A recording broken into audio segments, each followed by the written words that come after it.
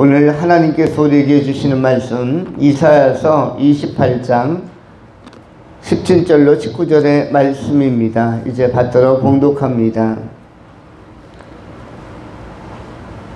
17절로 19절 봉독하겠습니다. 나는 정의를 측량줄로 삼고 공의를 저울줄로 삼으니 우박이 거짓의 피난처를 소탕하며 물이 그 숨는 곳에 넘칠 것인즉 너희가 사망과 더불어 세운 언약이 패하며 설과 더불어 맺은 맹약이 서지 못하여 넘치는 재앙이 밀려올 때 너희가 그것에게 밟힘을 당할 것이라. 그것이 지나갈 때마다 너희를 잡을 것이니 아침마다 지나가며 주야로 지나가리니 소식을 깨닫는 것이 오직 두려움이라. 아멘. 오늘은 공평한 돌 의의 추라는 제목으로 하나님의 말씀을 전하겠습니다.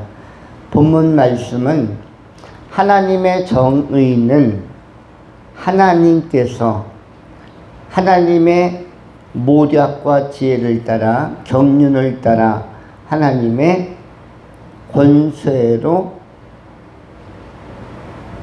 실현하고 또한 구조적인 불의와 불법은 바로 잡을 것이다라는 것을 말씀합니다.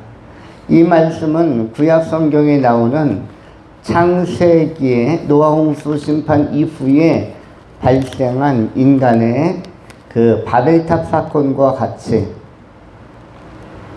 하나님께서 사람들이 계획하고 사람들이 쌓아 올리는 이 인위적이고 인본적인 사람의 생각으로 또는 사람의 사상으로 이끌어가고 또 사람이 일구어 가려고 하는 문화에 대한 것은 하나님께서 하나님의 도구를 통하여, 오늘 그 도구는 뭘로 표현되어 있냐면 17절에는 우박을 통하여 또 물을 통하여 소탕하고 그리고 소지할 것이고, 또한 18절에 사망과 더불어 세운 언약, 사망과 더불어 세운 언약이라는 것은 인간이 세운 어떤 그 질서와 법제와 또는 계획들, 이런 것들을 오늘 본문에 나오는 사망과 더불어 세운 언약이라고 말씀하고 있습니다. 또 스울과 맺은 맹약,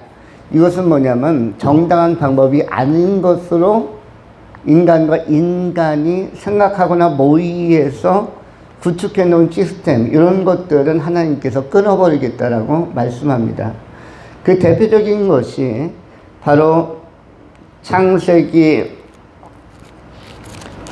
10장에서 나타난 사건들이고, 그리고 이 노아의 홍수 이후에 인간에 대한 하나님의 심판과 그리고 하나님의 섭리적인 그 개입이 11장에 기록되어 있습니다. 이른바 바벨탑 사건이라는 것입니다. 창세기 11장은 이렇게 시작을 합니다. 온 땅의 구음이 하나요 언어가 하나이었더라. 이에 그들이 동방으로 옮기다가 시날 평지를 만나 거기 거하고 서로 말하되 벽돌을 만들어 견고히 굽자 하고, 이에 벽돌로 돌을 대신하여 역청으로 진흙을 대신하고, 또 말하되 자 성과 대를 쌓아 꼭대기를 하늘에 닿게 하여 우리 이름을 내고 온 지면에 흩어짐을 면하자 하였더니, 여호와께서 인생들에 쌓는 성과 대를 보시려고 강림하셨더라. 여호와께서 가라사대 이 무리가 한 족속이요 언어도 하나이므로 이같이 시작하였으니 이후로는 그 경영하는 일을 금지할 수 없으리로다. 자 우리가 내려가서 거기서 그들의 언어를 혼잡케 하여 그들로 서로 알아듣지 못하게 하자 하시고, 여호와께서 거기서 그들을 온 지면에 흩으신 고로 그들이 성 쌓기를 그쳤더라. 그러므로 그 이름을 바벨이라 하니 이는 여호와께서 거기서 온 땅의 언어를 혼잡게 하셨습니다. 여호와께서 거기서 그들을 온 지면에 흩으셨더라. 오늘 본문에 나오는 하나님께서 개입하시는 측면이 이사야서 28장과 동일하게 나타납니다. 이사야서 28장에 나오는 특별히 17절과 18절 우리가 읽은 문장 속에서 언약이란 표현과 창세기 11장에 나오는 성을 쌓고 대를 쌓고 탑을 쌓자라는 이 모의 내지는 이런 계획들, 이러한 그 의논들은 동같이 동일한 어구입니다. 그래서 창세기 11장에서 인간들이 대를 쌓고 성을 쌓고 탑을 쌓아서 인간 나름대로 제도와 계획을 가지고 나름대로 흩어짐을 막으면서 뭔가 도모하려고 했던 이 계획들이 그냥 두면은 실현이 되겠지만 또는 어느 정도까지 진행이 되겠지만 하나님의 개입 때문에 이것이 딱 중단되면서 이것이 허물어집니다. 이것이 이사야서 28장에도 똑같이 말씀하고 있는 것인데 이것은 뭐냐면 사망과 더불어 세운 언약, 이것을 폐해버리겠다.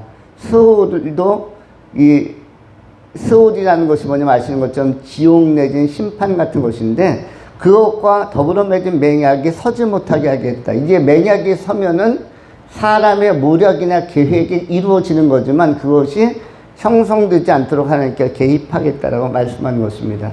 사실 이것은 어떻게 보면 섭리적으로는 다행입니다. 사람이 세우는 것들과 사람이 추구하는 것들이 항상 올바르지는 않습니다. 물론 나름대로의 지론과 타당성과 합리성을 가지고 또 뭔가 일리가 있어서 몇 가지에 관한 합리성이 있어서 그쪽을 추구하지만 또 시스템을 만들지만 하나님의 마음에는 이런 것들이 합하지 않다, 마음에 들지 않는다고 하는 것입니다. 마음에 들지 않을 때 하나님은 적절한 타이밍에 딱 끊고 그걸 폐하면서 들어오시는데 그것을 우리는 역사적인 심판 내지는 하나님의 섭리라고 이야기합니다. 그 섭리를 아주 세게 들어간 것은 노아의 홍수로 나타났고 노아 홍수 이후에 창세기 11장에서는 하나님께서 사람들이 싸우려고 도모했던 이런 바벨탑 사건을 개입하셔서 끊어버리십니다.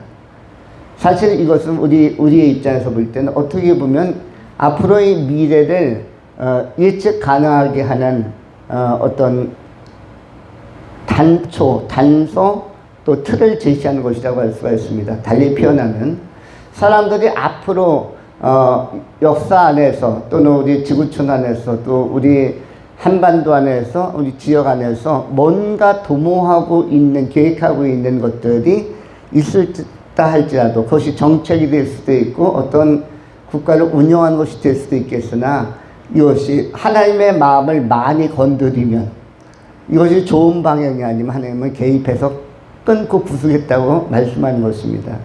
그렇다면은 우리 인간에게는 바르게 살려고 하는 사람에게는 불리할 게 하나도 없습니다.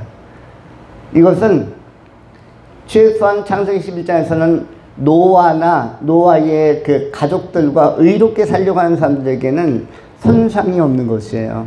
그래서 우리가 어떠한 길을 선택하는 것이 좋냐면 항상 다른 길로 공의와 정의와 온전한 길로 나아간다면 그 사람들은 보호받고 하나님은 그런 하나님의 사람들 이른바 의인들을 중심으로 역사를 계속 끌고 나갈 것입니다.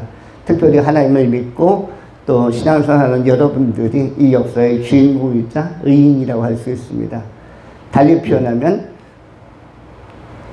5,000년 전, 6,000년 전에 노아가 오늘 이 시대에 바로 여러분들이 될 수 있는 것입니다. 여러분들이 매우 중요한 사람인 줄 믿고 여러분들이 남은 생에 마지막까지 주님 오실 그날까지 의의 길, 바른 길 추구하면서 정도를 걸어가시는 그리하여 하나님의 큰 손길이 정돈해 나가는 모습을 여러분이 볼 수 있길 바랍니다. 해겔 같은 변증법적 학자는 이런 것을 정반합이라고 하였습니다.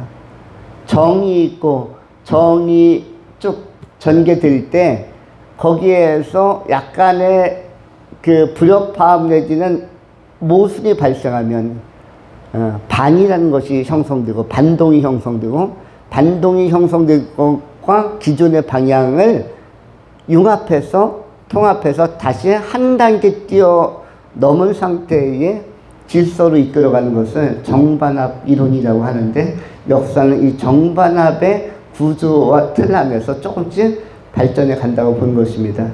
달리 표현하면, 쉽게 이야기하면, 우리에게 적용하면 우리 대한민국은 이런 구조 안에서 조금 더 잘 될 것입니다. 현재 상황은 2025년 1월 26일 현재는 정부와 반이 탁 반동으로 부딪힌 상태인데, 이것이 3월, 4월 지나가서 부활의 기절 맞으면 합으로 조금 더 올라갑니다. 달리 표현하면 기존의 나라보다 조금 더 좋은 나라로, 또 기존의 어떤 삶이나 경제 체제보다 조금 더 활기 있는 상태로 조금씩 나갈 것입니다. 그러다가 그런 상태가 합을 이루는 것인데, 그 합이 쭉 가서 내년, 후년 또 가다가 거기서 조금 한계가 나타나면 다시 반이 나타나는 것이에요. 반이 일어나서 탁, 그것은 현상적으로 약간의 소요가 나타나지만 그 가운데에서 하나님이 섭리하시면 또 한 단계 올라가는 다시 합으로 가는 것입니다. 정반합. 이것이 해겔이 역사의 발전을 철학적으로 균형한 정반합 이론이라는 것인데, 우리도 이러한 그 흐름 안에 있습니다. 이런 것을 성경은 뭐라고 표현하죠? 로마서 8장 28절은 하나님을 사랑하는 자, 그 뜻대로 부르심을 입은 자들에게 이 모든 것이 합력하여 선을 이루느니라. 우리도 인생에 좋은 날도 있었고 또 어려운 날도 있었죠. 우리가 형통할 때 참 좋았던, 잘 나갔던 시절도 있고, 또 인생의 반격을 받아서, 인생의 태클을 받아서 조금 흔들렸던 시기도 있었지만, 이 정과 반이 다시 통합되면서 합력하여 다시 좀 더 발전된 단계로 선을 이루어가는데, 이것이 하나님의 섭리입니다.